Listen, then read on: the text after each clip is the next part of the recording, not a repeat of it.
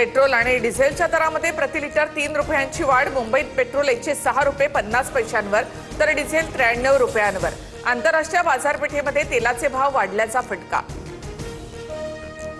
पुण्यामध्ये पेट्रोलचे दर 106 रुपये 95 पैसे प्रति लिटर तर नागपुरात दर 107 रुपये 14 पैशांवर, डिझेल 3 रुपये 11 पैशांनी वाढून 93 रुपये 69 पैसे प्रति लिटर।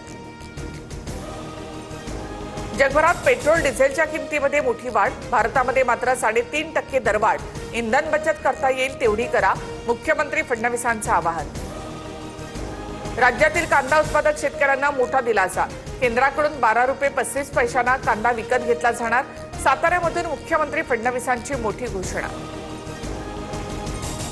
आंबा आणि काजू उत्पादकांचा मोर्चा निघण्याआधीच पोलिसांकडून आंदोलकांची धरपकड। आंदोलक आणि पोलिसांमध्ये बाचाबाची। राजू शेट्टींसह हर्षवर्धन सपकाळ, महादेव जानकर पोलिसांच्या ताब्यात। गिरगाव चौपाटी परिसरातही आंबा आणि काजू उत्पादकांचं आंदोलन। शेतकऱ्यांच्या आंदोलनामुळे गिरगाव चौपाटी परिसरात वाहतूक कोंडी। आंदोलक शेतकऱ्यांच्या ताब्यात।